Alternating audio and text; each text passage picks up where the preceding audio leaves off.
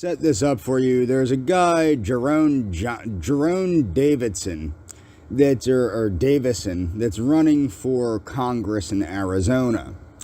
Okay, he's a Republican, and he's a gun rights advocate, it appears. Now, I'm somebody that used to be very much pro-Second Amendment. I'm somebody that actually originally believed the Second Amendment should be expanded. And in some ways, I still do. I think the Second Amendment should be expanded to allow different kinds of firearms, such as fully automatic weapons, things like that. With one important caveat, okay? I'm a strong believer in the sense that we need more restrictions on who can buy firearms. I didn't used to believe this. What changed my mind was the Aurora, Colorado shooting with that kook that shot up the movie theater.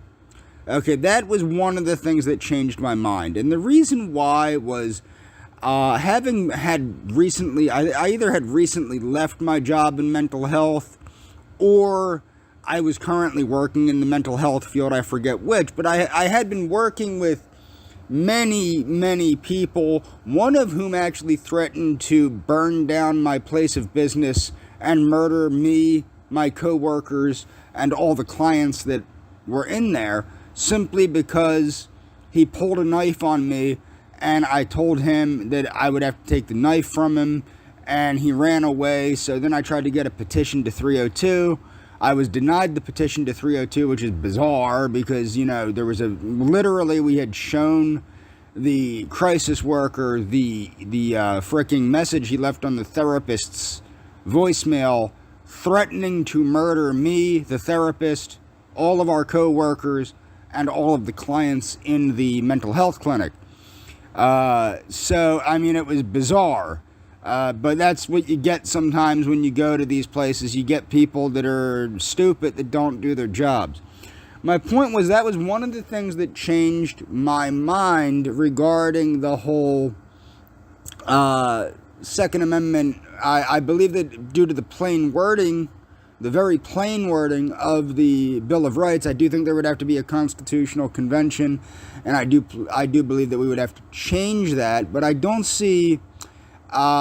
really don't see the difficulty in that. I mean, after all, we did ban alcohol with prohibition. I don't see how restricting firearms to people that aren't too crazy to work. I think that's really the only degree that I would take it to, is if you're too crazy to work. There doesn't have to be any other type of determining factor. But, like, say you're a veteran and you've been determined to not be able to work in the military because you have post-traumatic stress disorder, or because you have bipolar disorder, or because you have major depressive disorder.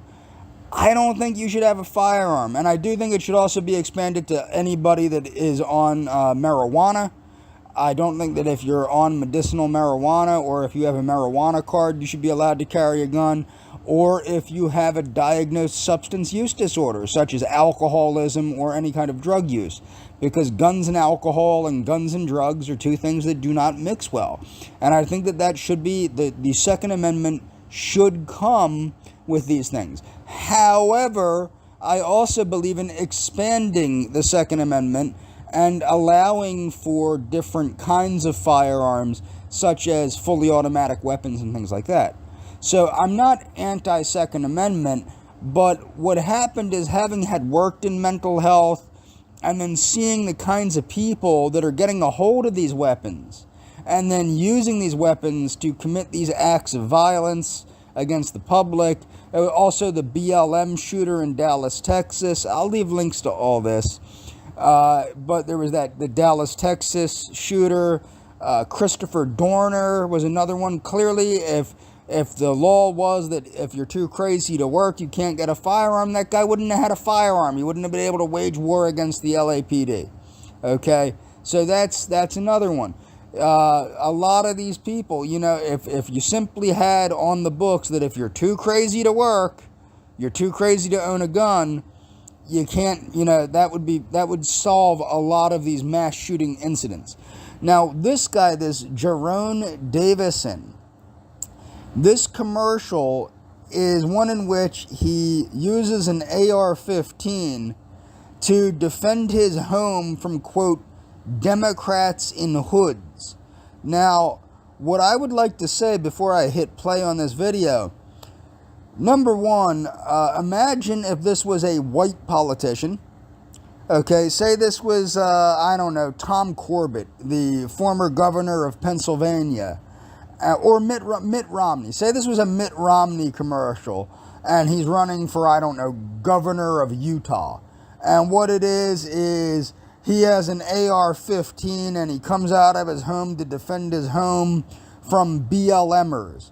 And he says, when you're trying to defend your home from hate-crazed BLMers, or hate-crazed Democrat BLMers, you might need your AR-15 and all 30 shots, which is what this guy's saying. This commercial is not only encouraging violence against white people, it's also encouraging the erroneous idea that Klansmen are predominantly Democrat, which they're probably not anymore. Now, it is true that the Dixiecrats were Klansmen at one time, but that has changed.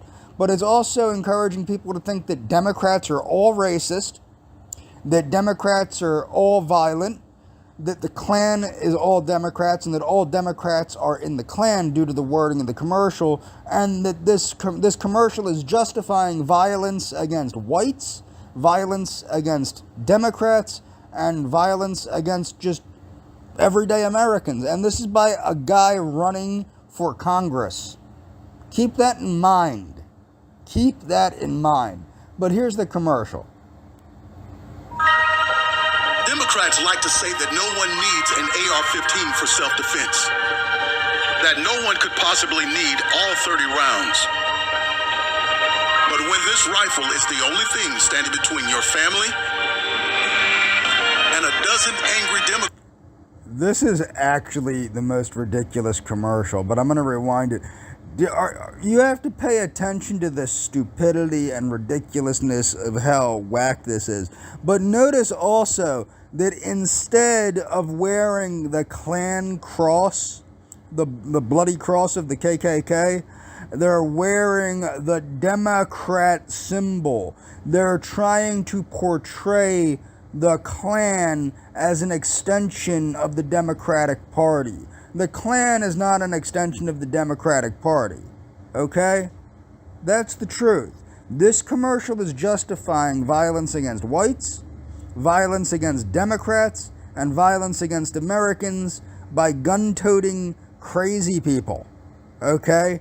That's what needs to be understood here. You will notice that instead of wearing the bloody cross of the Ku Klux Klan, these people are wearing the Democratic donkey.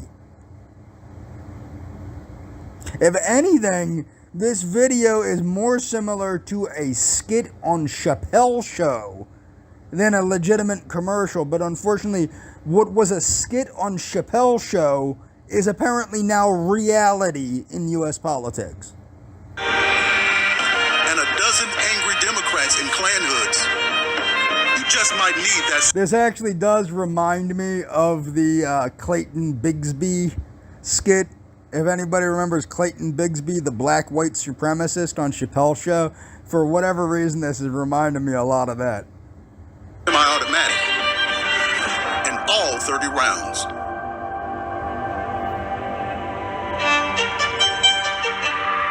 Now, Democrats. Now, what's funny is, I'm going to explain this. I found that comical, almost like a sort of Chappelle show skit, and I'm going to let you watch it again straight through.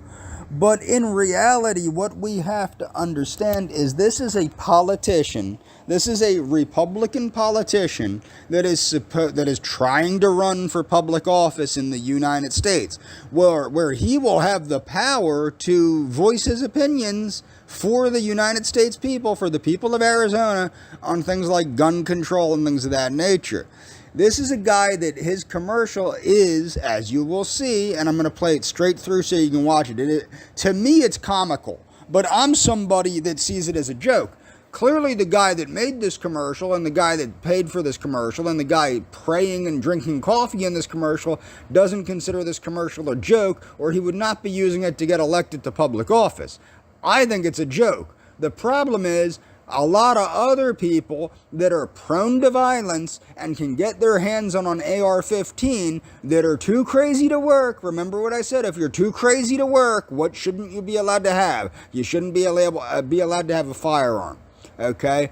But you're going to see a lot of people that are too crazy to work seeing this commercial and taking it seriously and thinking that white people are the enemy, that the Democrats are the enemy, that their fellow Americans are the enemy, and God only knows what will come of that. And that's because this lunatic actually made this commercial. Okay? So let's hit play again. I'll let it go straight through for the whole 31 seconds, as much as it pains me to do that without interrupting it. And then I'm just going to stop it and post the video. Democrats like to say that no one needs an AR-15 for self-defense. That no one could possibly need all 30 rounds. But when this rifle is the only thing standing between your family and a dozen angry Democrats in Klan hoods, you just might need that semi-automatic and all 30 rounds. Okay, I lied. The reason I lied is this. There was this dude, you all know him, his name's Alex Jones. Now, he was on some pissant podcast. I forget the name of the podcast. It's a podcast where two smelly fat people pretend to know things about politics. And what Alex Jones said is, I'm not going to sit there and I'm not going to sit down while people like Matthew McConaughey torpedo our Second Amendment.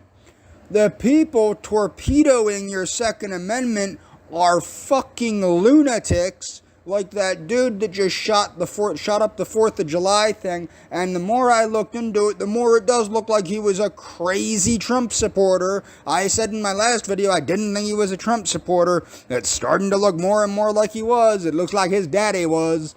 And then you have other things of that nature, like you have crazy people getting firearms and going crazy, and a lot of them, more and more and more, are starting to be gun rights advocates, like the guy from Sandy Hook whose mother was a gun rights advocate.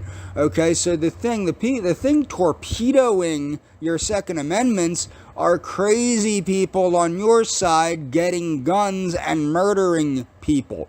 Now, what would I recommend? Well, where does most gun violence come from? Gun violence mostly comes from the urban community. Most gun violence is urban community related, and we all know who's pulling the trigger in those cases, but I will not say it. Okay, so if the Republicans want to get serious about fighting for Second Amendments and explaining the need for people to have firearms, they need to go back to promoting the concept that the police can't be everywhere and that there are crazed people with firearms that are attacking people in the inner cities, and also, of course, in rural areas, you need firearms to defend yourself against bears and other wild animals. These are things that we know, okay? That's what I would do if I was a Republican. I would not make a commercial encouraging violence against whites, against Democrats, and against Americans like this Jerome Davidson for Congress guy did. That's just goddamned crazy. And that's all for this video.